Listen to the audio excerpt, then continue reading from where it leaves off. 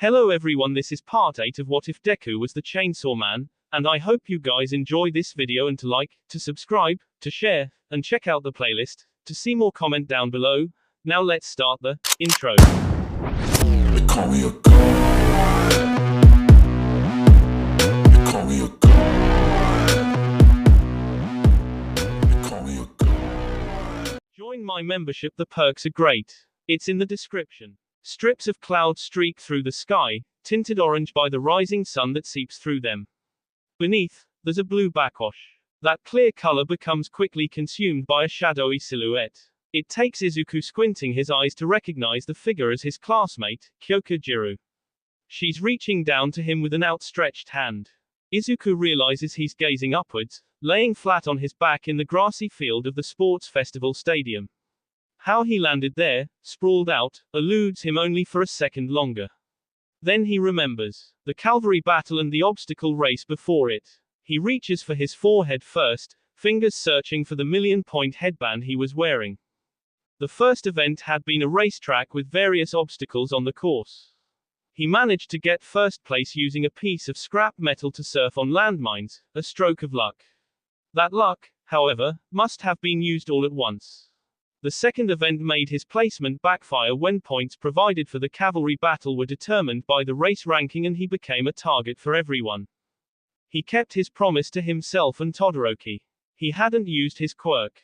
Even if he could have warded the other teams off from stealing his headband by having a chainsaw protruding from his head, he played without transforming. Whether that was the right choice or not remains to be seen. Izuku feels the curls of his hair, and then fabric. He releases a sigh of relief. Kyoka takes his hand and helps him to his feet. It's hard to get his footing firm at first, but Izuku manages. You alright? Kyoka expresses her concern while gauging his own expression. You didn't hit your head, did you? When Izuku levels out and sees Kyoka more clearly, he smiles to give her a bit of assurance. I'm okay so long as you're here. He's immensely grateful that she was one of the few willing to join his team for the cavalry battle. Kyoka crosses her arms and looks away to hide the blush that creeps up to her face. Yeah, you definitely hit your head, she mumbles and grumbles despite the smile that pulls at her mouth. When the stadium speakers chime to life so that present Mike can announce, the results of the cavalry battle are up, folks, Izuku returns his attention upward. Kyoka looks with him. Posted on an electronic billboard, the top 5 teams of the event are listed. Great job to everybody, but the qualifying groups will be the only ones who proceed to our third and final event, so read them well. Izuku is pleased to see he made it to the final round with the rest of his team. Along with Todoroki's team and several others. Amongst the qualifiers is Ida, but the boy seems too engrossed in his phone to care. As a matter of fact, Izuku would say Ida had been distracted since even before the first event began. Though he chooses to brush it off since it obviously hasn't affected Ida's performance overall. Midoriya. Izuku's attention switches from eyeing Ida to Todoroki, who apparently closed the distance between them while he was deep in thought. Can we speak privately for a moment? Izuku glances over at Kyoka to find her staring back. The two of them share a look before he returns his gaze to Todoroki. After a second of hesitation, Izuku nods. Sure. He then follows the other boy into one of the more vacant hallways of the sports stadium. With the second event over and everyone clearing the field to prepare for the final round, the two have a window of opportunity to talk. Todoroki seizes the chance with vigor, his left hand clenching to make a tight fist. You almost made me break my vow. Izuku realizes that's the hand that can create fire and recalls the flames that sparked when he tried stealing Todoroki's headband during the cavalry battle. Izuku's own hand hovers over his chest, directly placing itself on the pulley string that dangles beneath his jacket. He admits, and you almost made me break mine, the thought he had during the cavalry battle to gain an advantage recurring to him. Todoroki's heterochromic eyes widen, surprised by the mutual statement, then blink back to a narrowed focus. I'm not just saying that to make you feel better either. We truly pushed one another to our limits. Izuku returns the stare with his own tapered look. They maintain eye contact for a while, neither backing down. Not until Todoroki closes his and leans his head back with a resigned sigh, the back of his skull resting against the wall behind him. Do you know what a quirk marriage is? He then presses the rest of his body back as though he's sinking into a cushion but shows no signs of being comfortable. Izuku blinks back his initial shock, taken aback by the question. Suddenly, it clicks in his head why Todoroki wouldn't want to use his fire. Though Todoroki goes on to say more and explain it to him anyways, they began during the second generation after quirks first appeared. Strong individuals would choose a partner and force them into marriage for the sole purpose of passing on a strengthened combination version of their quirks. With his wealth and fame, my father made my mother's family agree to a marriage much like that. All to get his hands on her quirk and have me. Izuku swallows any empty words of consolation he may have. After all, Todoroki isn't finished. In short, that's why I'll never use my father's rotten quirk. If I can win this festival without using it, I'll have denied him everything. Todoroki pushes himself off the wall and reopens his eyes. I wanted to tell you this so you understand why I won't make the same mistake again in the final round. Sorry if I wasted your time. You didn't waste my time. Izuku shakes his head before steeling himself, but you will be if you continue to think like that. Todoroki makes an expression just short of a sneer, fixing Izuku with a glare. What do you mean by that? He snarls. I mean, my quirk was literally given to me. Yours wasn't. Yours is your own, neither your mom or dad's. Izuku flinches but doesn't back down. Not even when Todoroki growls like Katsuki would when angry. I shouldn't have expected you to understand. Todoroki pivots on his heel with a sharp scrape of his sneaker before storming off at a brisk pace. Izuku reaches out, even contemplating chasing the boy to prove that they are alike as kindred spirits, but he stays rooted in place until Todoroki is gone instead. Izuku sighs in defeat before heading to the bleachers himself. There, he finds the rest of his class waiting for the next event to be announced. A few wave to him and he waves back. Ultimately, he sits next to Kyoka.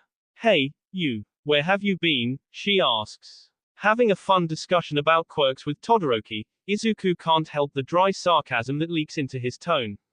When he sees the concerned expression on Kyoka's face, he quickly tries to assure her, not so much about mine. It was more so about his. Though that doesn't do much to soothe her creased facial features. Do you wanna talk about yours? She cautiously uses a gentle voice that matches her eyes when Izuku looks into them. When she hears his heartbeat quicken its pace, she reels back. Why you don't have to if you don't want to. Izuku shakes his head and reaches out to stop her from waving her hands. No. No. It's okay. I just usually don't get a lot of people interested in it. Without realizing, he winds up holding both of them even after she settles down. The two of them blush and look away from one another. What did you want to know about it? Does? Kyoka's voice squeaks as she shyly tries to muster enough courage to ask, does it hurt? When you transform. A pained expression crosses Izuku's face when he meets her eyes again. He can't lie to her but he can't bring himself to look away either. There's a burst of warmth in his chest as he says, every time. The two jump in their seats and separate from each other when Present Mike's voice screeches over the stadium speakers. Each of them blush a shade of red brighter than Kirishima's hair when the rest of the class looks back at them. And now announcing the final event. What else would it be other than good old-fashioned 1 versus 1s? They're fortunately saved from further embarrassment by the burst of excitement Mike's announcement casts over the crowded stadium though. A chorus of cheers that's accompanied by cacophonous applause drowns out Ashido's attempt at teasing them. Let's start announcing the matchups. Mike keeps the hype going a while longer before an abrupt muffling of his microphone which is then followed by, hold up.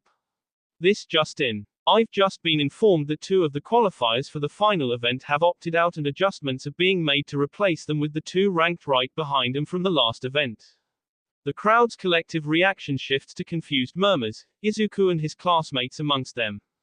Izuku and his peers further respond with awe when they discover it's some of their own who are opting out. Ojiro holds his own tail in his hands as he explains himself, the cavalry battle. I have no recollection of anything that happened. Not until the end. His head nods in the direction of the general ed students, but Izuku knows exactly which of them Ojiro is gesturing towards. I think it was that guy's quirk. The purple-haired boy across the way scoffs. Everyone made it here by their own strength except for me. I don't know how I got here or why. Hey, I was on that guy's team too. By that logic, I shouldn't be competing either. Ashido pouts with her pink lips and folds her arms. That's not what I'm saying. Ojiro rushes to explain himself better. I'm talking about my pride here. I just don't think it's right. I guess that makes sense. Hanta scratches the back of his head as he tries to boggle his brain around Ojiro's decision. But then why did Ida drop out? He gives up on trying to understand after a while and looks for the other boy instead. The rest of the class looks around too, realizing Ida isn't with them. Izuku begins to worry just as much as he wonders about Ida checking his phone constantly. Though he doesn't get very long to dwell on it, not when Present Mike shouts over his thoughts. Okay, after some reevaluation, we got our first round of matchups. Starting with Izuku looks upwards, seeing the electronic billboard displaying what the first match will be. Izuku Midoriya, himself, versus a picture to go along with the name, Hitoshi Shinso, has Izuku recognizing the general ed student as his opponent. Midoriya, Izuku jumps a little when he hears his name being called. He turns to see Ojiro fixing him with a serious look. That guy. Whatever you do, don't answer him. Izuku isn't sure how to respond at first, so he numbly nods. Then, thanks for the advice, he stands up from his seat to head down to the field for his fight. Good luck, Kyoka gives him an encouraging smile to which he returns. Show em how manly you are, bro. Kirishima flashes a thumbs up that Izuku also mirrors. And he's standing across from Shinso before he knows it.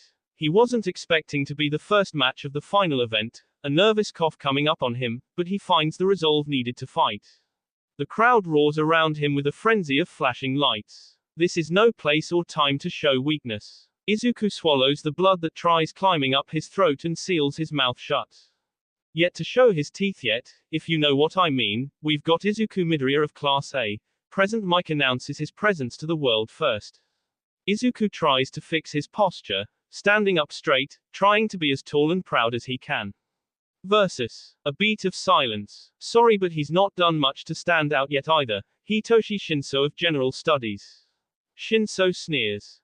Without further dallying, let's get right into the battle. Ready.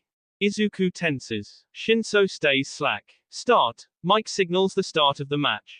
Before Izuku dashes, Shinso starts to say something, making the boy pause. It must be pretty nice having a quirk that gets you in the top heroics class. They each lock eyes, and not a villain's quirk that gets ridiculed like mine. Izuku stops in his tracks. Shinso smirks, sensing that he struck some sort of nerve. I mean, you haven't even used your blessed ability yet. On the other hand, I'm forced to be judged under a spotlight. He gains enough confidence when he sees the way Izuku expressively reacts to his taunting that he even takes a step forward. You must have had everything handed to you that you never stop to think what it means to actually earn something. That's the last chord that needs to be struck for Izuku to respond. Unable to resist or restrain himself, he shouts angrily, "You don't know." It feels like a bucket of ice-cold water has just been dropped over him. The fire in his eyes gets snuffed out, glazing over. The tensing of his muscles become even tighter, confining him, holding him in place. Shinso's quirk takes control. Damn it, Midoriya. I warned you. Ojiro slaps a hand against his face when he recognizes the effect of Shinso's quirk overtaking Izuku. Shinso's smirk stretches, his lips parting to make a grin. I win, he chuckles to himself. Oi, hey, what's going on? This battle is just beginning. Show us some spirit. Present Mike's voice shouts from the stadium speakers but sounds ever so distant to Izuku's ears. Mere seconds into the match and Midoriya is frozen in place. There's something muffling the boy's hearing. Almost as though he's completely underwater now. Though he does register the words enough to understand his situation is a dire one, he's not even twitching. Could this be Shinso's quirk? Suddenly, his ears clear enough that he can hear Shinso say, "Turn around and walk out of the ring." The order resonates strongly in him. His body jolts, acting of its own accord. Izuku watches himself shift and turn to obey, much to his horror and awe. Whoa. Midoriya is following orders like a good little boy. Present Mike reacts for the audience to Shinso's brainwashing effect, but Izuku's hearing is back to being muffled. Gradually, Izuku sways side to side with each exaggerated stomp towards the brink of the ring. No matter the amount of willpower he tries to use to stop himself, he keeps going. All he can do is helplessly watch. He looks at the dark hallway waiting for him. There's nobody there waiting to console him. Not his mom. Not Kyoka or any of his friends. Just an empty corridor. A high-pitched yap breaks through the muffling effect on his ears. Izuku's heart thumps in his chest. He recognizes that bark. He hears it a second time, this time much louder. Much closer. Izuku's eyes regain some of their color when he sees a familiar sight. Emerging from the hallway ahead of him, trotting on all fours, is none other than Pokita. The small dog walks right up to him, by the edge of the ring. Pokita's tail flicks back and forth, wagging. If his eyes weren't so dry, Izuku would be shedding tears. He continues to fight Shinso's hold on him, but all he can do is look down at his old friend. Just like Pokita had done when saving him, Pokita begins to speak. Izuku, I thought you were going to show me your dream. The little dog tilts its head to the side as though the chainsaw protruding from it is too heavy. That's why I passed my power to you. Izuku strains to speak, wanting to respond. He has so much he wants to say. That he doesn't deserve the quirk Pokita entrusted to him. It shouldn't belong to him. Izuku wants to shout that the power belonging to Pokita should only be used to bring about Pokita's dream and not his own. Somehow, Pokita seems to smile, his eyes creasing with the odd expression. It's as though Pokita could understand every single one of those thoughts as he says, I belong to you. We made a contract, remember? You saved me and earned my power. Pokita begins to trot forward again, gaining traction and speed. Izuku, my dream. Pokita hops, clearing the gap between boy and dog. You already fulfilled it. Pokita leaps right into Izuku's chest to be caught in his arms. My dream was only ever to have someone hug me. Izuku's arms cross over himself as he regains awareness of his surroundings and his hearing returns to him. The numb effect is gone and yet he feels the loss of Pokita cradled against him immediately. The dog's tail dangles from his sternum beneath his jacket. He feels tears brimming his eyes. Midoriya. He appears to be back in control. Present Mike notices the change in Izuku's demeanor just in the nick of time. Izuku breathes heavily as he continues holding himself, Pokita's words resonating in his heart quite literally. How? You shouldn't have control. What did you do? Shinso takes a step back as panic settles into his system. There's a shift in the whole atmosphere that makes him sweat. Izuku slowly turns himself around to face his opponent. All of the ill effects recede and he feels rejuvenated. Shinso's quirk was the cold bath that he needed to cleanse his disease. The hot feeling in his chest. The bile in his throat. It's all gone. He feels like an engine being revved to life. Seeing Pokita again, to gain some much needed clarity, that wouldn't have been possible without Shinso's quirk. Izuku smiles and doesn't bother wiping away the tears streaming down his cheeks as he says, thank you. Already flabbergasted, Shinso is struck by a second shock when Izuku wraps his arms around him. The boys suffer a wave of whiplash as Izuku's hug tackle carries them towards the other side of the ring. One goes out of bounds. And the other, in a shocking turn of events, goes on to live the dream. Izuku Midoriya wins. Izuku's intakes of breath are more elongated than the ringback tone of his cell phone, but nevertheless, the time that he waits for his mother to answer his call feels longer than it takes for his body to regulate the adrenaline still coursing through his system. Immediately after his match with Shinso concluded, he just had to call her. He was fishing his phone out of his pocket as soon as he exited the field. He couldn't wait to share his good news with her. He figures she needs some good news right about now. He's starting to regain control of his breathing while he waits, though he contemplates holding it in on the fifth ring. Relieved, Izuku straightens up when he hears the line click over. His mother's voice follows, hello. He's just as quick to match her tone with equal elation, hey mom. You have reached Inko Midoriya. I'm unable to answer the phone right now, but you can leave a message and I'll give you a call back, but that excitement evaporates when he realizes that he's only hearing his mother's voicemail. Izuku's smile wavers and shrinks, but doesn't disappear completely. He pushes the phone closer so that she'll be able to hear him and leaves her a message since he'll likely be too preoccupied with his next match for her to call him back. Hi mom. I just finished my first match. Guess what? I won. He pauses to let that sink in a bit before continuing, and that's not all. I don't know how but I saw Pokita again, mom. He has to close his eyes when he feels them beginning to water. The image of Pokita returning to him during his match against Shinso replays in his mind. You were right, Pokita gave me his quirk so that I could make it my own and become a hero. Izuku swallows some of his saliva when he realizes there's no scratchiness to his throat, and you know something else. I haven't been coughing ever since. As a matter of fact, I feel a lot better. He slowly realizes the connection between accepting his quirk and his disease ceasing. I think I was holding myself back in more ways than one. I guess Pokita really did save my life. The mental block now cleared. He only wishes it were that easy for his mother, but he's too transfixed on his own condition being cured that he doesn't dwell on hers. His hand places itself over his heart, rubbing the area as though he's petting Pokita. His focus flicks to the hallway behind him when he hears footsteps drawing near. His eyes meet tired ones resting on dozens of drooping bags. Shinso gives a lazy and awkward wave before shoving that hand into his pants pocket like the other. Izuku returns the gesture with his free hand and a smile. I gotta go now, but we'll talk more later. He quickly wraps up his message before adding as an afterthought, love you.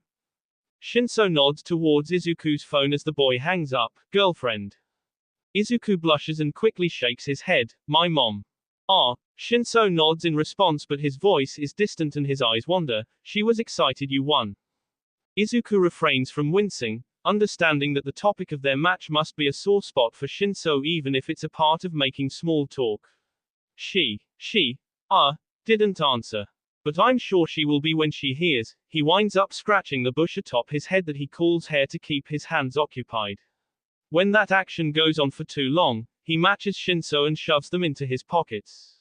That's good. Shinso mumbles just loud enough to be heard before sighing and raising his voice. I came to find you because you seemed a bit shaken up though. And I was wondering, why did you thank me? Izuku's eyes widen when he remembers that he did thank Shinso. That must have been weird to the general ed student without context. It'd probably be weird even with context if Izuku explained his deceased dog returned to him in a vision. So Izuku keeps it simple. Those things that you said to me. They made me realize I was acting wrong about my quirk. You were right that I was ungrateful and should have been using it when everyone else in this competition is using theirs to give it their all. It's Shinso's eyes that widen now. Though his shock is much more subdued, the subtle lift of his brows conveying a lot but also very little at the same time. Listen, what I said out there, that was just to get a rise out of you so I could use my quirk. He scratches at his own mess of hair while trying to apologize, but Izuku waves for him to stop. Like I said, it was thanks to you and your quirk that I was able to better appreciate my quirk. Izuku pauses before shifting his footing and raising his chin. You know though. You should consider what you said for yourself too. Shinso starts to frown, head tilting to the side as he gradually does. What's that supposed to mean? His tone sounds just as angry as he looks. Izuku quickly holds up his hands in an attempt to calm the other boy down. I just meant that I understand where you're coming from, and if I can come to accept my quirk then you should too. Shinso's frown deepens. How could you possibly understand where I'm coming from? His head leans to the other side as though he's trying to see Izuku from a different perspective. Were you ridiculed for your quirk like I was all of my life? Were you called a villain because of something you can't control? Shinso stomps forward in an effort to startle Izuku. Were you bullied your whole childhood and told you could never be a hero? But Izuku doesn't flinch. Yes, Izuku's response startles Shinso instead. I was. Shinso steps back, almost stumbling over his own footing. I didn't use my quirk the whole competition because I was too afraid to show it to everyone. I wasn't ready to own up to it and make it my own. But now, I know it's something to be proud of. Izuku reaches out to place his hand on Shinso's shoulder. Thanks to you. Shinso tries blinking back his shock, but it takes him 2 more blinks after that to do so. Breathlessly, he asks, what is your quirk? Izuku smiles but doesn't answer. Instead, he gives Shinso's shoulder a squeeze before letting it go and gestures that there's someone standing behind him. When Shinso turns around, he sees Kyoka approaching from the same hallway that he took. Sorry if I'm interrupting, but I was hoping to borrow Midoriya for a minute. Kyoka's ear jacks mirrors the gesture of her hand when she comes to a stop. Ah, this must be the girlfriend then. Shinso smirks when he sees the girl and boy blush profusely but refrains from teasing or embarrassing him any further. I guess I'll be going then. He starts to walk away but Izuku grabs his shoulder again to make him turn back. Shinso, Izuku looks the other boy in the eyes as he says, I hope to see you in class, and Shinso has to look away to hide the tears that threaten to spill. Yeah, CR, he pulls away to leave and keeps his back turned. That way they can't see that he smiles at the thought of making it into the hero course. Kyoka waits for Shinso to be gone before closing the rest of the distance between herself and Izuku. I heard you two talking about quirks and got worried, but it seems things aren't so bad between you guys. She raises an inquisitive eyebrow when he looks back. Izuku shrugs, unable to disagree or agree with her because of how hard it is for him to read Shinso. After a second of trying to come up with an answer, he settles on teasing her instead.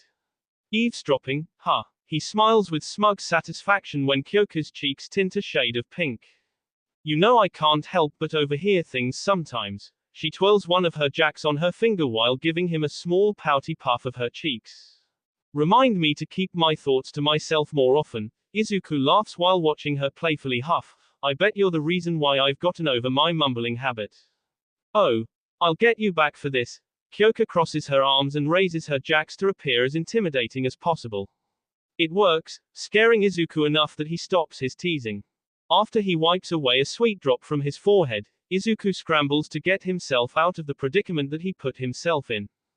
So what else did you overhear? He winces when he realizes that may not have been the smoothest way to do so.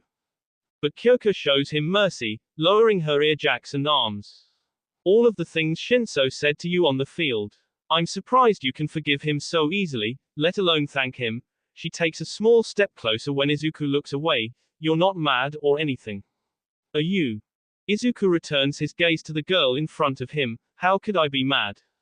Kyoka's blush from earlier returns and Izuku begins to understand why when he realizes how intimate that seems with the close proximity. Quickly, to diffuse the mood, he clears his throat and adds, I just won my first match and get to continue the festival tournament. I should be happy, right? Ducking her head down to hide her disappointment that the mood shifted back to normal, Kyoka numbly nods and agrees, right. Right. Saving them both from further embarrassment or the situation becoming awkward, Izuku's cell phone begins to vibrate. Though the boy can't feel it in his pocket, the girl can hear it with her quirk. I think someone is calling your phone, she raises her head to inform him. Oh, Izuku shoves his hand into his pocket to find his phone before pulling it out and checking the caller ID. Seeing that it's his mother, he answers, Hi mom. Except, the person on the other end of the line isn't Inko Midoriya. Kyoka regrets overhearing a doctor tell Izuku that his mom passed away. The boy pales like he's the one who just died upon hearing the news. The girl isn't in a much better state. Izuku lowers the phone away from his ear, hanging up on the doctor. He tells Kyoka what she already knows, my mom just died.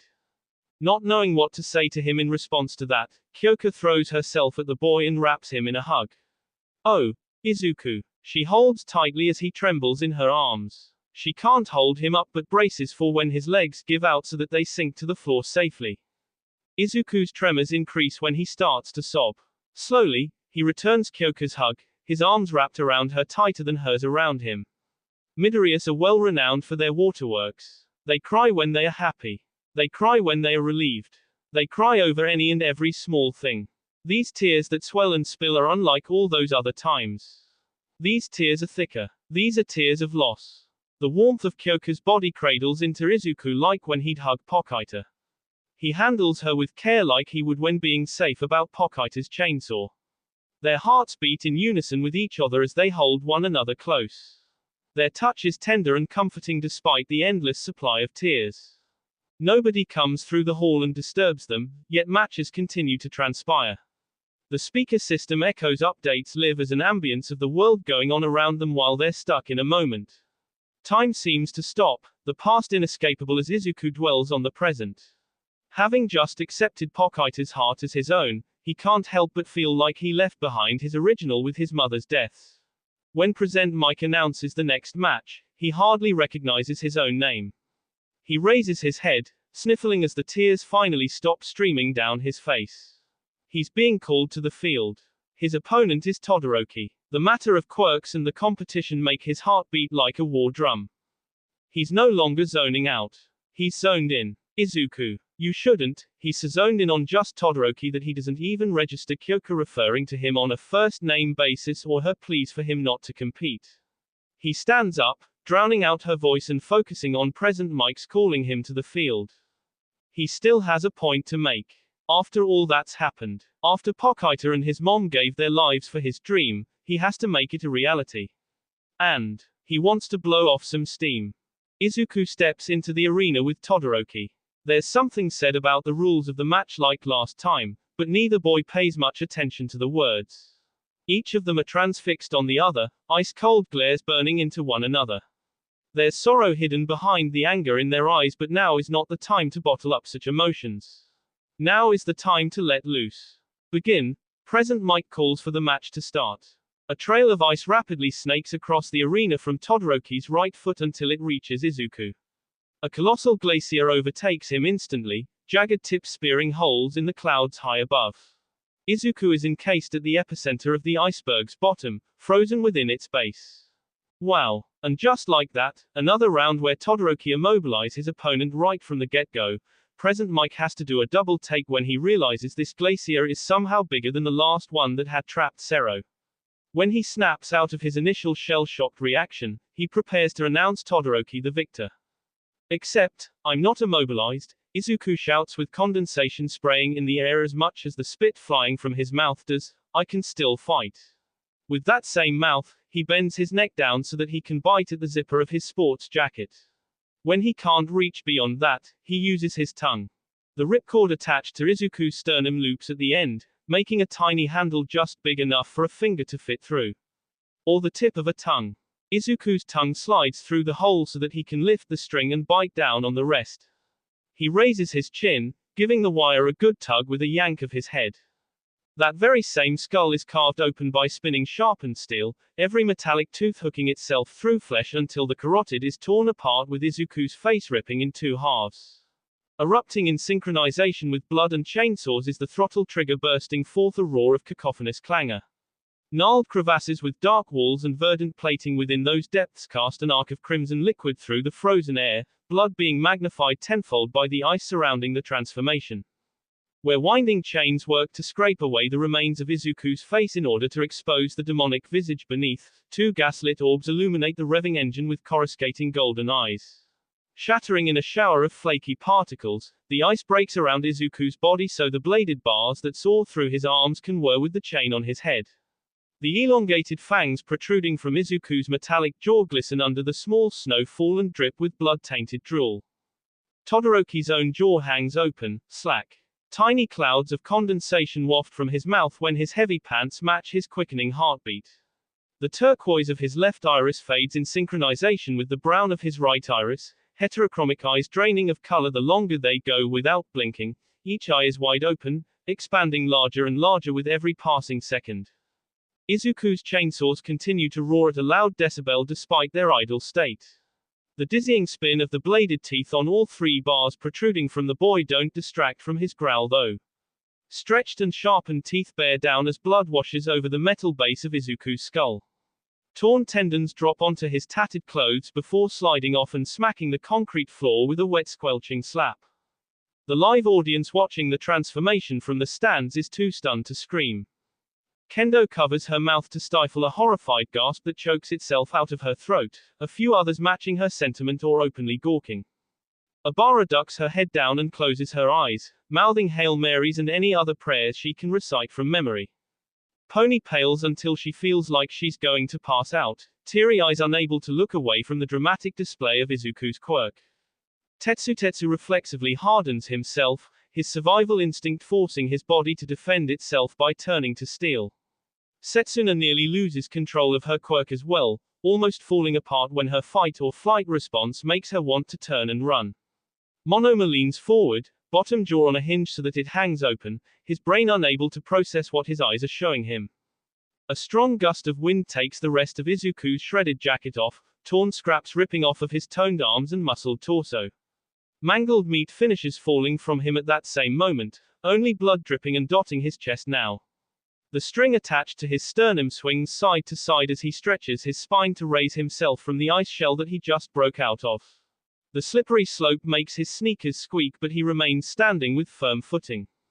Kyoka can hear her own heart pounding in her chest.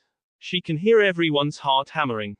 The stadium's collective beats create a rhythmic drumming that only continues to rise in volume. A tune that keeps climbing makes her fear what the climax will sound like. She tries doing what her mother taught her when it becomes too much. She focuses on just one sound. If she silences all of the surrounding noises and fixates only on a singular source, one not as panicked as the rest, maybe she'll be able to calm herself down. She listens to Izuku's. The blood flow to the organ is rapid. Like gasoline ignited in an engine, it's strong. Yet there's a steady rhythm to it that she can hear as well. Something sad. Like a dog's whimper. Something angry. Almost as though the dog is growling. And something satisfied. Something like a regular heartbeat. Kyoko audibly gasps, unable to throw a hand up to cover her mouth in time. She realizes that Izuku is completely in control of himself right now. He's in his right mind despite the savage snarling state that he's in. Katsuki stares, stunned, and unable to move a fraction of a muscle. He somehow sees it too. He's able to recognize what he's looking at because he knows deep down inside what Izuku has become. The nerdy friend he knew during childhood idolized him, and wanted to be like him almost as much as All Might. What Katsuki sees is a nightmare version of himself, and he knows that he's partially to blame for it. Shinso shudders in his seat. The hairs raise on his arms, one hand shooting out to grab the other when he thinks about chainsaws splitting him down the middle. He shivers and sniffles, unable to stop himself from crying. What's worse than seeing the terrifying transformation in the arena are the reactions of the people around him. He can see the scared expressions that convey all sorts of judgment, and all that he can feel is guilt. Guilt for sharing their mindset even if it were just for a second, and guilt for ever doubting Izuku when he said he can relate to having a villain's quirk.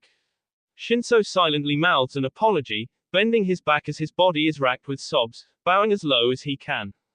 Izuku raises a foot before tilting himself forward.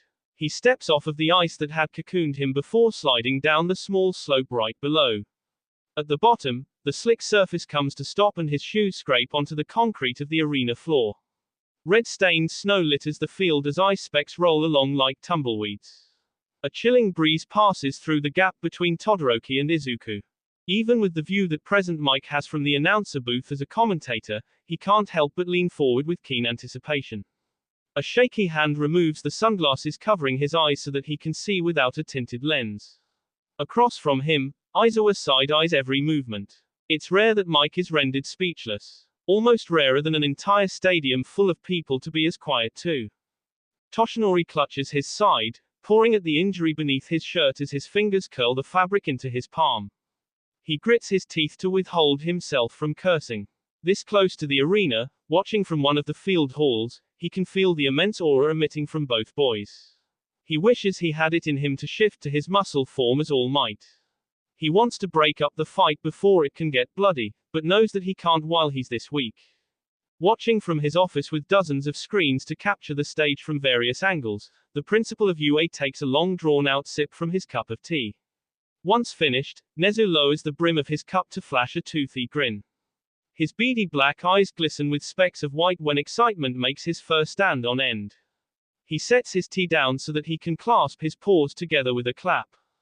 Hovering on wings as red as the blood staining the stage below, a pro-hero high above looks past the glacier that almost reaches him and directly at the boy with chainsaws. He hums while mulling some thoughts over in his head, gloved fingers tapping the yellow visor covering his eyes so that the tech within can give him an enhanced zoom for a good close-up. The jacket lined with fur hanging from his shoulders keeps him warm despite the iceberg that's nearby, but he floats downwards by a good margin anyways. Feline eyes practically glued to the screen, a blonde-bunned girl cranes her neck to watch the television as closely as possible. She runs her tongue over the pointed tips of her fanged teeth before it slides out of her mouth and drags along her lips in a swirling motion. Saliva dribbles down her chin as her body temperature rises and her face flushes red. Her hand finds itself under the skirt of her Sifuku uniform, a moan eliciting itself from her mouth. Himiko Toga had eagerly waited long to see her friend again, but to see him as bloody and beautiful as this, she can't help but shudder with glee.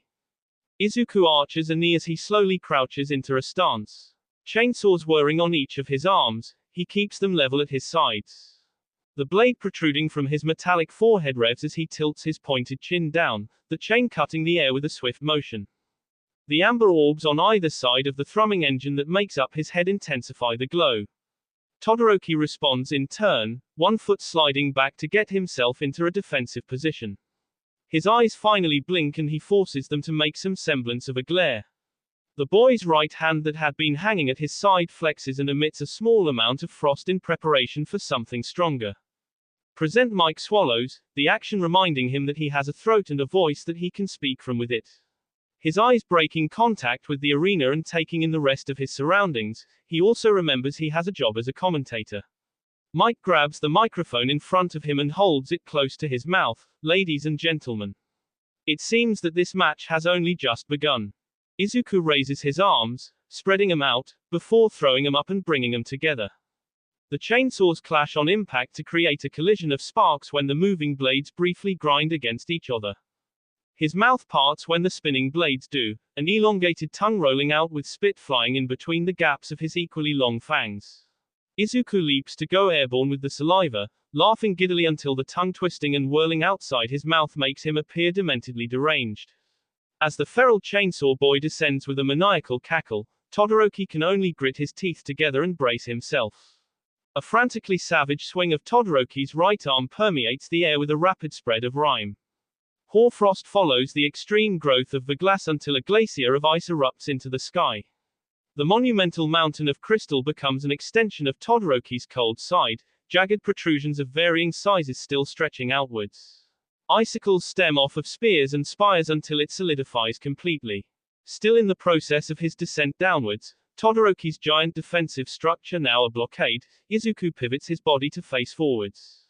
The chainsaw atop his head takes the lead, but he raises his arms to point them directly in the same position. Moving with as much momentum as he can use during free fall, Izuku starts to spin. Improvised move. The revving of the boy's chainsaws intensify when the spinning blades make contact with Todoroki's ice drill claw. Cold vapor hits the air as the glacier is drilled directly into, moisture coming off of flying fragments while chainsaws chip away at the ice. Izuku's winding motion continues to carve inwards, his rotation quickening the pace that the verglass gets grinded down. Straight through and out the other side comes the chainsaws that created a hole down the middle. Izuku's spin stops and he rights himself before landing back on the ground. He comes to a halt directly in front of Todoroki, making Todoroki jolt in shock. One of Izuku's chainsaw-bladed arms swings upwards, stopping right under the other boy's chin. Despite the temperature being below zero, sweat rolls in big beads before dropping off and landing on the metal bar. The moving chain comes closer to Todoroki's throat as he dry swallows. Is that all you got? The thrumming engine that makes up Izuku's head filters his voice into a low growl. Todoroki's fear and shock shift to anger in response to the goading, his teeth gritting together when he growls back. Izuku moves his chainsaw away from the other boy's neck so they can continue their fight. Todoroki throws up another wall of ice, though this one much smaller than the prior two glaciers. Izuku hacks away at it with a swipe of his own arm, shattering the thin barrier like glass. You're gonna need to try another move if you wanna win with just your ice. The taunts are as bitter as the frostbite chewing at Todoroki's fingers when he reinforces the damage with another shielding of ice, or are you just all talk? Izuku soars through the crystal sheeting just as easily as he had the other one. A thick coating of mildew covers Todoroki as he runs to the right, Izuku's gaslit eyes tracking the movement of a silhouette through the fog. When Izuku moves to follow his opponent, he feels that his feet won't budge. The boy's head turns down to see a thin spread of ice trailing from Todoroki to freeze his legs in place. Clever. A waft of condensation comes from Izuku's mouth as his tongue licks at his fangs, but it's you who has cold feet when it comes to their quirk, Todoroki. Just like he had done back at the USJ when he fought Nomu, a chainsaw splits his leg in half. The appearance of a new chainsaw breaks the ice surrounding that spot, allowing Izuku to tear himself free. Blood flakes the floor when he kicks upwards to throw himself after his opponent. Damn it, Todoroki swears when he's forced to turn back and defend himself with another iceberg. Todoroki skids to a stop and unleashes a massive burst of verglass like he opened the match with, hoping that'll be enough. Izuku's synchronized shout with the roar of his chainsaws says otherwise. Izuku orientates his body while airborne to do a bicycle kick and slices through the ice in his way. In order to smash through the rest, his other leg rips itself open to let loose a chainsaw. Double-bladed, Izuku cuts into the glacier. Todoroki yells in retaliation, pushing past his limit to send a second wave of ice as a desperate attempt to replace what's damaged. All that does is harden the slope that Izuku lands on, giving him a perfect ramp. Using the chainsaws protruding from his legs, Izuku slides down as though he has ice skates on his feet. Todoroki has to whip his right arm back to create a wall behind himself when Izuku reaches the bottom, the impact throwing him off his feet and nearly out of the arena. Weaker than his past constructs, the ice cracks while trying to support his full weight leaning against it. Todoroki pushes off but stumbles and falls to one knee. He uses the back of his hand to wipe away the damp layer of sweat sticking his hair to his forehead. Izuku falls back, landing on his backside so that he leans against the glacier behind him to use as a crutch should he need to get back up.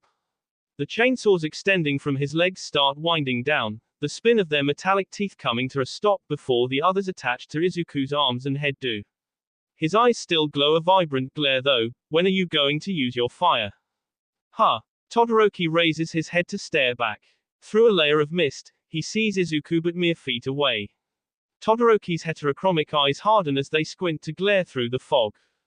To warm up, Izuku clarifies the meaning of his question with an inquisitive tilt of his head. I don't think you'll be able to last much longer at this rate. Your cold quirk is gonna give you hypothermia if you aren't careful, he speaks matter-of-factly, almost casually.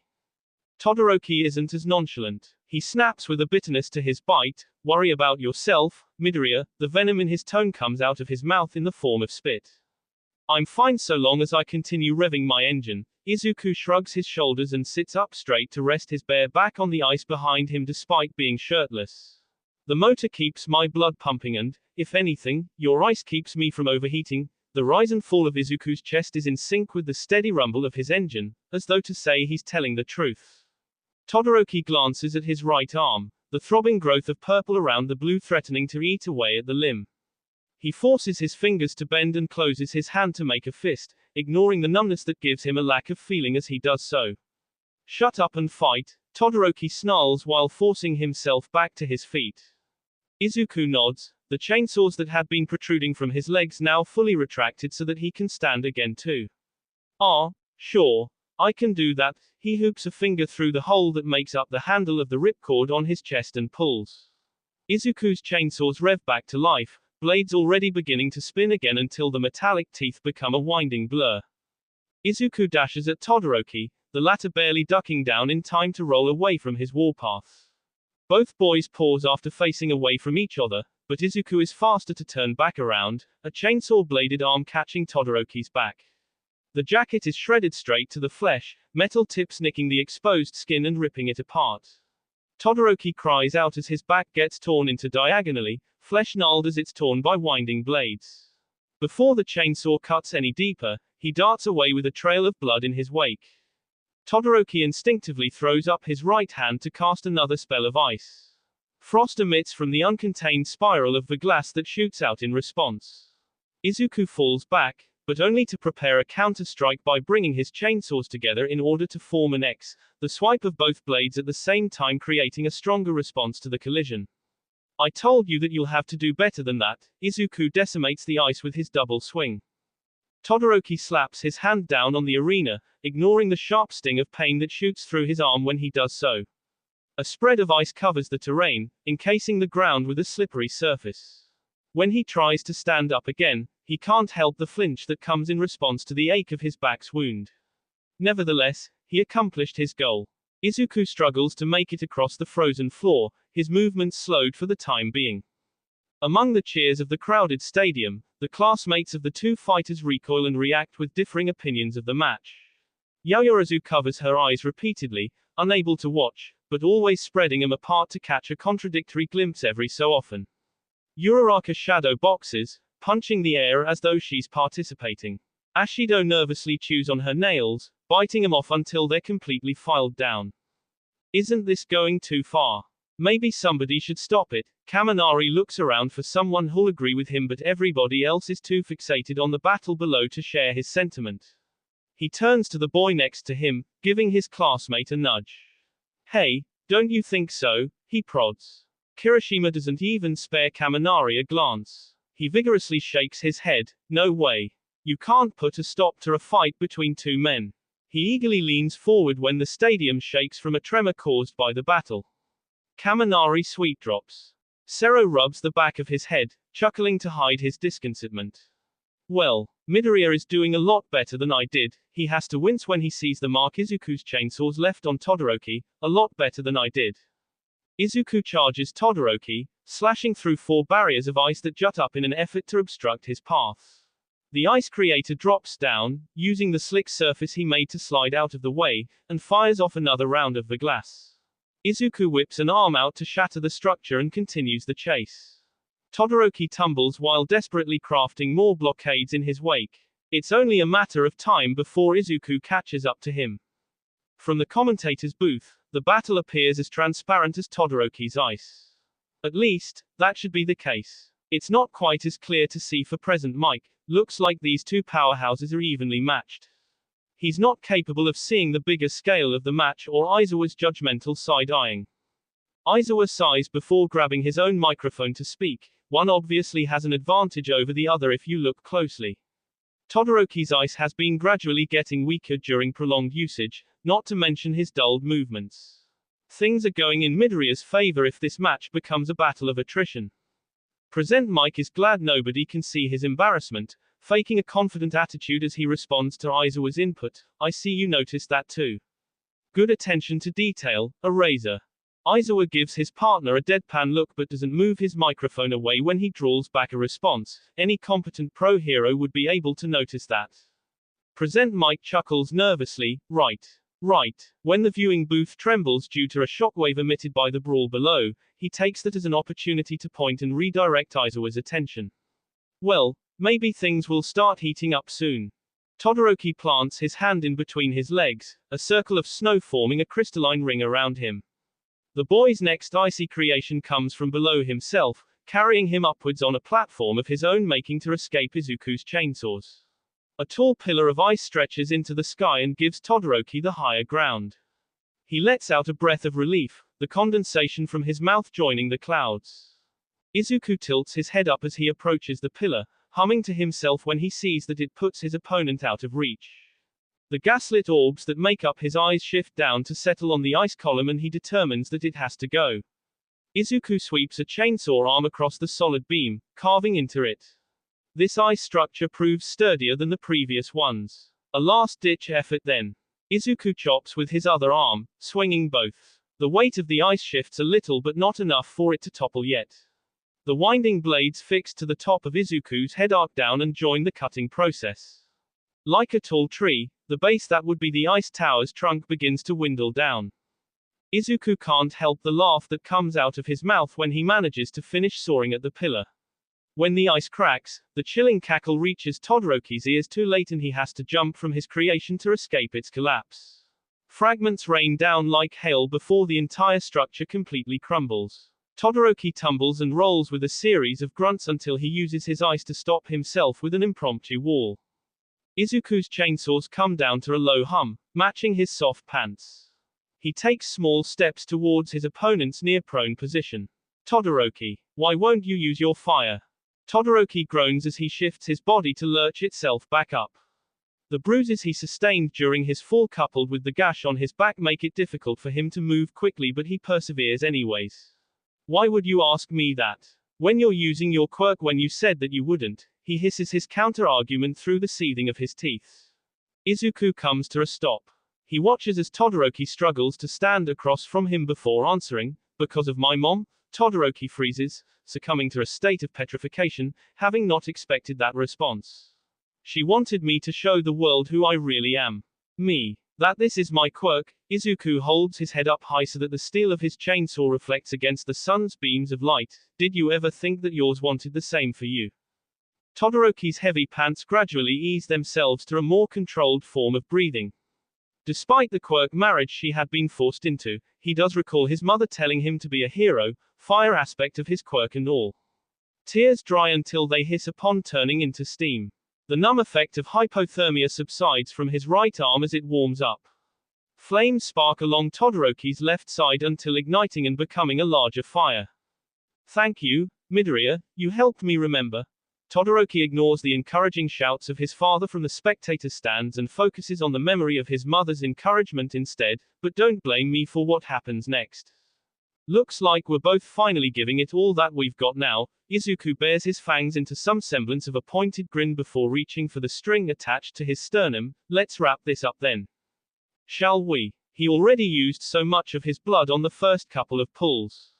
He estimates this is the last one that he has left in him. Despite putting on a good show until now, Izuku knows that this is going to be difficult for him to push through without operating at his full potential. Nevertheless, he yanks on the cord and his chainsaws rev with a roar as abrupt as the harsh tug. Bursts of flame flicker out haphazardly, taking Izuku by surprise. Judging by the startled flinch of reaction from Todoroki, he's surprised by the lack of restraint to this side of his power too. It's then that Izuku realizes and remembers his opponent must have little to no experience using this part of his ability. Todoroki lacks the control needed to aim and utilize his fire properly. Izuku's pointed teeth spread apart, stretching his grin and allowing his tongue to roll out. He appears almost sadistic when he starts to see Todoroki's weakness as an exploitable means to win the match. Come on, Izuku charges into the inferno with reckless abandon. Todoroki gasps with shock, surprised to see his opponent rushing in so carelessly. The fire lashes out in response. Flames as long and thick as tentacles reach for Izuku. I said, come on. Izuku dodges left and strafes right to avoid being struck but doesn't stop his sprint forwards. Todoroki grinds his teeth together, struggling as he tries to gain some control over his fire.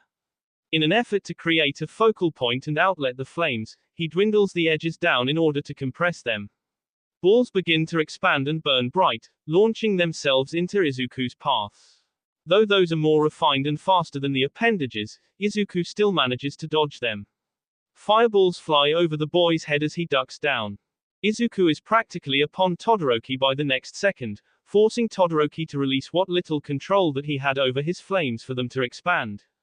Hoping to wall Izuku off like he would if he were using his ice, fire spreads in a solid line to raise skywards.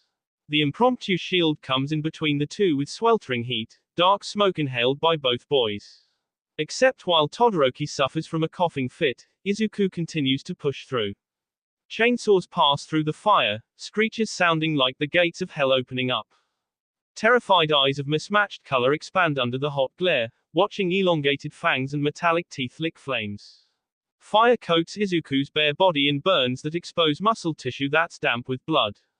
The sight is horrifying enough to make Todoroki stagger back, the flames radiating from his left side condensing around his fist and his right side instinctively flash freezing a spray of ice. The combination of opposing elements causes a frictional heat wave that separates him from Izuku, the superheated blast cooling the air that replaces what gets evaporated. Hawks bats his wings, flapping them hard in order to fly out of range from the sudden expansion of heat. Even from his height, he feels the radiation of warmth that Todoroki's attack emits. The temperature drastically changes, shifting to a colder level in the blink of an eye. He's suddenly glad he's wearing his jacket. The crossing of ice and fire proved to be powerfully effective. Or has it? A huge updraft of gray smoke covers the arena below, concealing the combatants within. And the sound of a running chainsaw still echoes from inside. When the smoke starts to dissipate and it clears away from the battlefield, both boys are somehow still standing upright. But Present Mike notes one thing is different from the other. He removes his sunglasses, standing up from his seat and leaning forward to make sure he sees it correctly. There's no mistaking it from his view within the commentator's booth. But as he's about to announce what decides the victor of the match, Aizawa beats him to it. As lazily unenthusiastic as one could possibly sound, Aizawa announces, Todoroki is out of bounds. Midoriya wins. The crowd goes wild. Cheers erupt from everyone throughout the stadium. Kyoko would be joining them if she weren't so busy using her hands to cover her ears. Kirishima and Sero give each other a manly hug to celebrate Midoriya's victory, tears of joy in their eyes. Uraraka pumps a fist into the air as if she's the one who won. Toshinori exhales with relief, body somehow deflating even further. Katsuki stands up and uses the commotion to slip away unnoticed. Todoroki looks down to see he's behind the white line that marks where the ring begins and ends. He has to blink to make sure that he's seeing correctly and then realizes he must have been startled enough by Izuku coming through the flames that he stepped backwards too far. A sigh escapes his lips, tension leaving his system along with the adrenaline that kept him going throughout the match. When he raises his head to face Izuku and congratulate him with a respectful bow, he's shocked to see the boy wobbling with difficulty to remain standing. The chains on the saw mounts stop their spinning, coming to a complete stop. The fire that was torching his skin and flesh has gone out and his blood has dried into crusty patches. Except, the third-degree burns aren't healing. Izuku sways forward and then backwards, his heel catching himself before he can trip. A gurgled grunt is the only noise that the boy manages to make before falling backwards again. This time, he doesn't catch himself. Izuku lands on his back, arms and legs sprawled out. Hawks flies back until his feet brush against the stadium's outer wall, giving him a good spot to perch himself. From there, he watches medical bots swarm the stage where the UA students fought, marking the official end of the match. The hero's gloved fingers tap the lens of his yellow visor to deactivate the zooming function before reaching into his pants pocket. A sigh of relief escapes his mouth when he checks his cell phone and sees no notifications yet. With a flap of his widespread wings, he takes to the sky again before anybody can spot him. After Izuku is whisked away on a stretcher, he receives treatment from Recovery Girl to prepare him for his next match. Blood bags to give him a much-needed transfusion hang on dollies from either side of the bedframe he lays in. All of his burns begin to heal, albeit slowly, the exposed flesh starts subsiding. There's a television showing Katsuki's match against Uraraka but he ignores it, already knowing which of the two he'll have to face for the final round. Izuku closes his eyes and asks Recovery Girl, "Can you give me the room alone please? Just for a few minutes." The elder heroine looks at Izuku, contemplative of whether she should or not, before nodding and leaving him be. As soon as she shuts the sliding door behind her to give him his privacy, Izuku breaks down. The boy's eyes reopen, watering at the edges before tears spill over the brim. A sob racks his entire frame, followed by plenty more. Being in a hospital bed like this, with the sports festival playing on a TV set, reminds him of his mother. Even though he won against Todoroki, she didn't get to see the victory. And he'll never see her again either. Izuku curls his arms and legs inwards, taking on a fetal position. He feels like a kid again. This is exactly how it was after he had lost Pokita. Nobody to hold. Nothing to hug for comfort. Just pure loneliness. He remembers his mom would sit on the edge of his bed after a while, the mattress sinking when she would, and then she would tell him what he needed to hear. Now there's no words of wisdom to save him. He has to face the bully that made him feel alone the most during childhood during a new time of loneliness. And he doesn't know if he can. It had been different fighting Todoroki. He had a reason. A cause. There's nothing that he can do for Katsuki. Their fight seems almost meaningless. Izuku reaches for the string attached to his sternum. It fits right in his palm. When his fingers close around it, he doesn't think to clench his fist tight. He starts thinking about his quirk. When he fought Todoroki, he had shown it to the world. But like Todoroki's fire, he never used it enough to hone it well. With his match against Katsuki, maybe he can benefit from fighting after all. The battle between Uraraka and Katsuki concludes with Katsuki coming out as the victor, as expected. Izuku dries his tears with the bedsheets and starts looking ahead. The fight he had with Katsuki during their battle trials taught him something, which seemed to be what Katsuki was trying to do in a weird way. Maybe this rematch will be the lesson learned for him to apply what he now knows. Within the commentator's booth, Aizawa receives word from Toshinori about the passing of Izuku's mother. Each of them share grim expressions, present Mike looking as equally concerned by the news. Outside the viewing window, the stage has been set for the final match, the crowd rearing to see the top two contenders duel. "We shouldn't allow them to fight," Toshinori glances between each commentator pleadingly, not after what happened last time. When both of them continue to appear pensive about the decision, he can't keep a frustrated frown off his face. Midoriya is emotionally compromised. There's no telling what could happen. Aizawa gently takes the paper Toshinori is holding away from his hands to make a closer inspection. After a moment of reading, he sighs and hands it back. Look at the time of death. If Midoriya was completely conscious during his match with Todoroki, I'd say he has a handle on his emotions well enough. Aizawa turns away so that he can watch Katsuki and Izuku take the field. Toshinori steps closer, also seeing the fighters prepare. Exactly. Look at his match with Todoroki. It was completely out of control. He looks to Mike for help when Aizawa doesn't spare him even a glance. Show. Present Mike starts to reach for Aizawa's shoulder, but the man pulls away. Maybe that's how the match appeared to a novice, but anyone able to read between the lines would have been able to see Midoriya was actively trying to help Todoroki instead of just fighting. Aizawa finally faces Toshinori before concluding his point. Midoriya had ample opportunities to end the match earlier but pushed his opponent to use their full potential. Toshinori blinks, as though his vision has suddenly been fixed and he can now see clearly. What Aizawa saw during that match was what he had seen in the boruto offer. Toshinori is ashamed to say he had nearly forgotten. He and Present Mike share a look of agreement before he agrees to let the match carry through. Then he leaves to get a good seat in the bleachers. Izuku steps into the arena the same time that Katsuki does. Once they're past the line that marks the stage that's been set for them, Present Mike begins the countdown. Katsuki bares his teeth and pops a few explosions from his palms to warm up. With a steady hand, Izuku unzips his jacket to get at the ripcord underneath. The crowd's cheers drown out and all that they hear are each other's growls. Now for what you've been waiting for. Present Mike gets a drumroll going and grins when the crowd starts stomping their feet or clapping along to it. Who will be crowned the champion of this year's sports festival? He grabs the microphone and practically screams into it, "Let's find out." Begin. The sound of chainsaws reverberate when Izuku pulls the cord attached to his chest. Explosions detonate behind Katsuki when he throws his hands back. And the two meet in the middle, sparks flying from winding blades amidst fire and smoke. A saw passes over Katsuki's head as he crouches down. Metallic teeth clip strands of the boy's ashy blonde hair. Izuku swings his other arm in an upward arc, the spinning chain on the bar coming close to his opponent's face. But Katsuki carries himself away with a few controlled blasts from his hands, dodging every sweep of Izuku's chainsaws.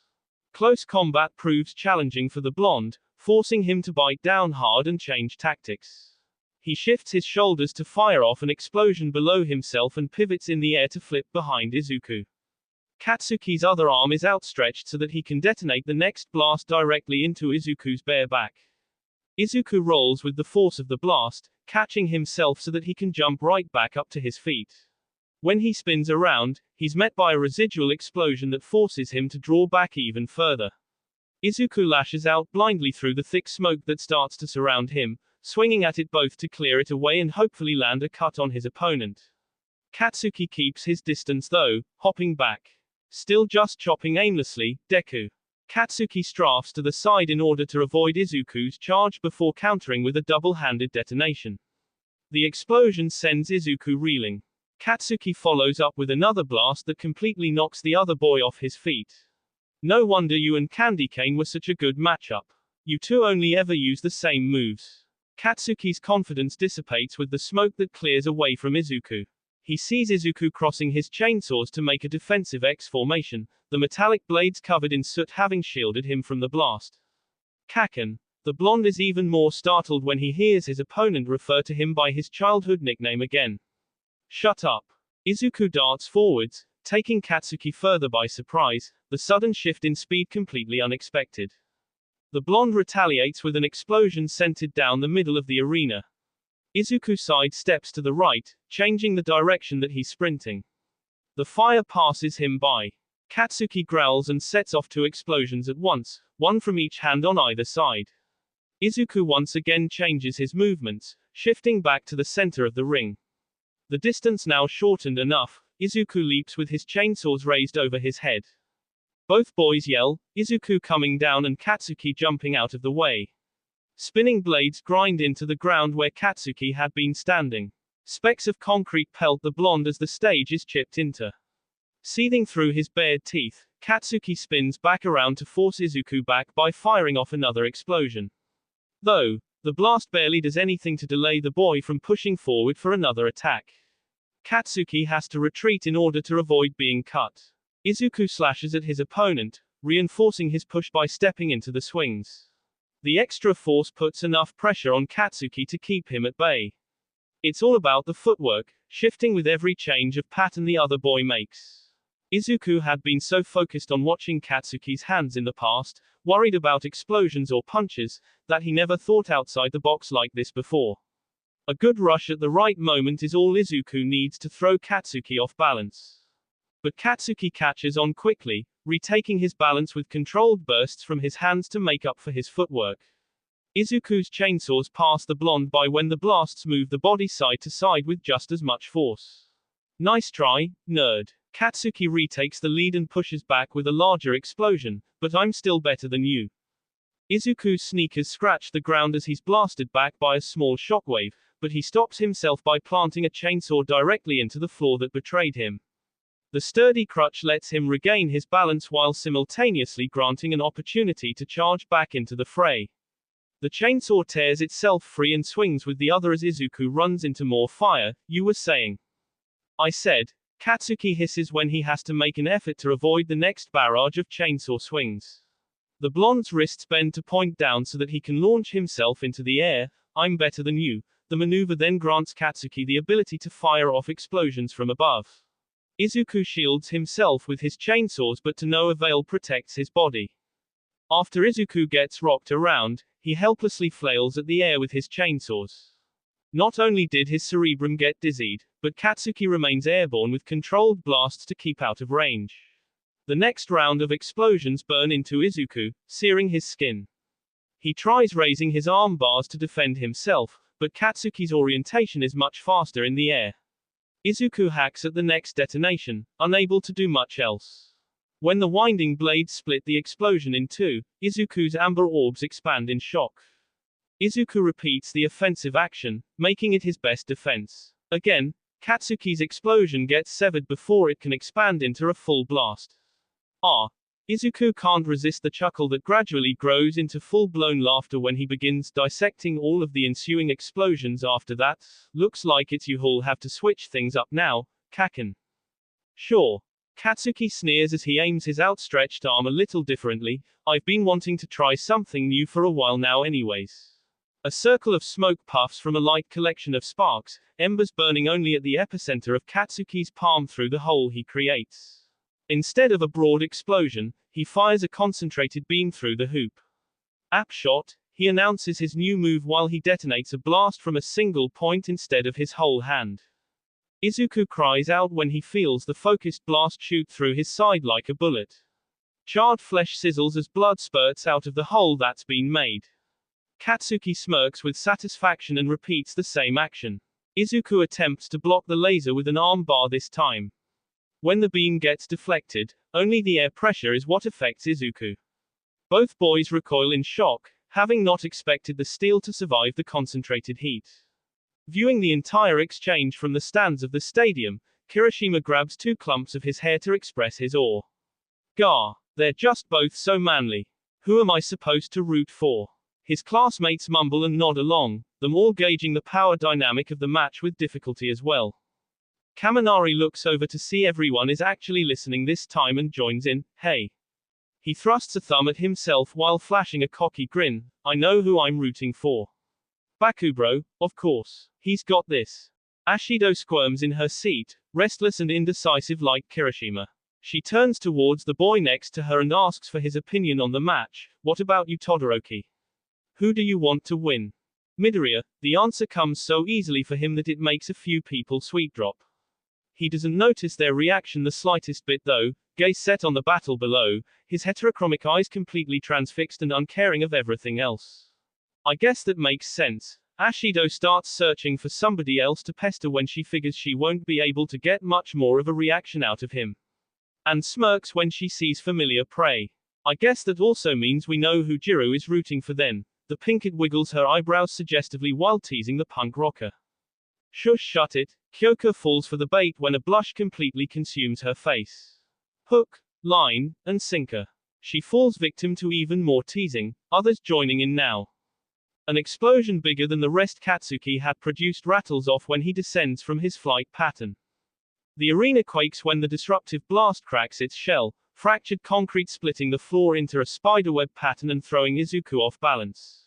Using the momentum of his detonation to fling himself forward, Katsuki flows with more blasts until he's face to face with his opponent. Still disoriented from suddenly losing his footing, Izuku can do little more than gasp as Katsuki closes in.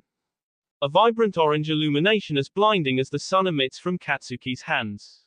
A flashbang of sorts follows, white engulfing Izuku's vision. Then Katsuki goes for the kill, grabbing onto each part of Izuku's arms that won't carve his hands up. Massive explosions overtake the space between the two, but Katsuki doesn't let go. Izuku shouts at the top of his lungs, pulling back when scorching pain destroys his arms. Izuku staggers back, blood spraying the grassy field beyond where concrete is painted in a pool of red. Torn ligaments and mangled flesh hang from damaged metal. Each bar is beyond broken, shattered remains breaking off and letting chains droop limply until completely coming loose. Katsuki practically blew off each of Izuku's arms. Audible reactions of distress and disgust sweep over the stands of the stadium. Kirishima's mouth hangs agape while Kyoka covers hers to muffle her wet cry. Todoroki blinks, hard, mouth twitching to bend beyond more than just a thin line. Shiozaki continues chanting prayers while Monoma shouts profanities. Kendo catches Pony when she faints. Toshinori grimaces, glancing in the direction of the commentator's booth, wondering if Aizawa and Mike feel as guilty as he for allowing the match to happen. The pro-hero Best Jeanist pinches the skin between his eyes, which had nearly popped out of his head when seeing such brutality and savagery. I've got my work cut out for me this year. Himiko's fangs form a broad grin when the TV provides her with a close-up of the damage to Izuku's arms. The ecstasy that she felt while watching the match between Izuku and Todoroki returns tenfold. Feline eyes sparkle as they study all of the grotesque glory to the gnarled limbs. The bunned blonde starts salivating so much that she begins to drool. Heat rushes throughout her body, face tinting red to match Izuku's blood, and her hand travels downwards once more. Soft pants get heavier and faster as she pleasures herself. And just when she thinks it can't get any better, it does. The chains dangling from the remains of Izuku's mutilated arms rattle with a sudden jolt. As though the wind swept them up, the strings of jagged metal teeth loop into an arc. Spiraling with a mind of their own like snakes coiling around prey, the fetters wrap themselves to snare Katsuki. Tightening to keep him trapped, the barbed wire breaks his skin and cuts into his flesh. Then, Izuku simultaneously gets pulled with Katsuki so that they collide with each other and the chains can be more secured. The fuck? Katsuki's words get cut off when the chainsaw mounted to Izuku's motorized skull motions to position itself by the blonde's throat. Settling the still spinning blades of his remaining chainsaw to whir beneath Katsuki's chin, Izuku bares his fangs to make a victorious grin. I remembered what you told me. Izuku's gaslit eyes glow when they meet Katsuki's scarlet stare. I remembered when you told me to apply myself.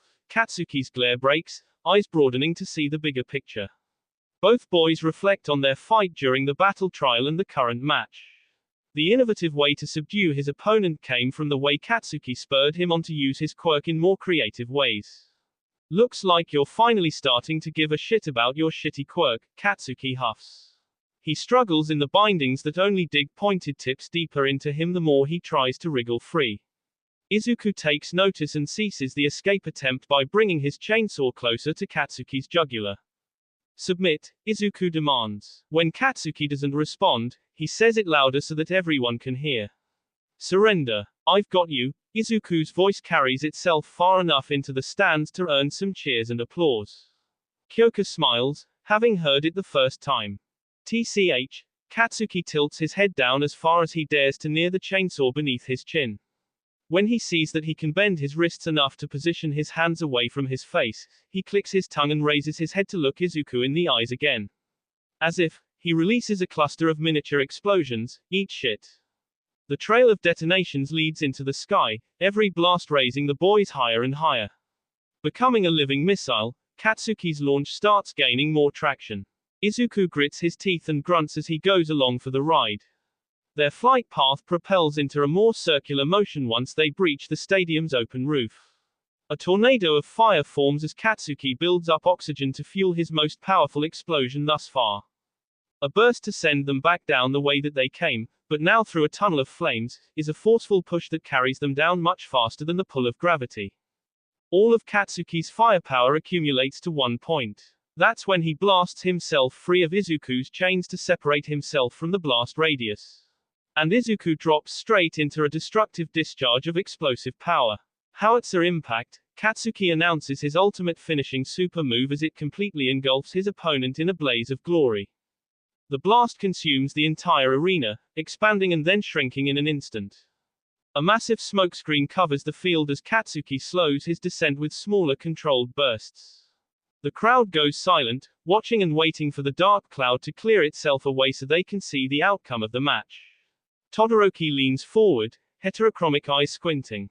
Kyoka stands up, listening for Izuku's faint heartbeat somewhere within the smoke. Even after the smog subsides, it's difficult to get a good look at anything but a giant crater from where Izuku made impact on the stage. Katsuki peers over the edge of the caldera he made, spotting Izuku at its epicenter. The boy is back to his human form, chainsaws completely retracted. Despite some scrapes and burns covered by black soot, he's back in one piece. Katsuki figures the nerd must have revved his engine again on the way down but didn't have enough blood left in him after his last match to do anything other than heal a bit. He flexes his hands, bursting the blisters from his own over-excessive usage of his quirk. Had the fight gone on a little longer, the outcome could have went either way. Present Mike sees Izuku's unconscious body from the commentator's booth and announces the official ending result of this year's sports festival. Katsuki Bakugo takes first place in a dynamite manner. Hawks slid his hands into his pockets at some point, not realizing he had done so, which is why he jolts a bit when he feels his cell phone vibrating. He pulls it out to read the caller ID. The abbreviation, HPSC, flashes in bold blue kanji. Hawks has no choice but to answer. He holds the device close to his ear, listening. His eyes fall back down to the arena, landing on Izuku. He closes them after a while, unable to bear looking at the kid anymore. He just focuses on listening again. He listens and waits. Once he receives his orders, he finally reopens his eyes, and he sees that the field has been cleared. Hawks flaps his wings to soar away from the stadium. Yes, mom, then hangs up his phone. That will be all for this video. Be sure to like, subscribe, share, and comment down below for more videos. Goodbye.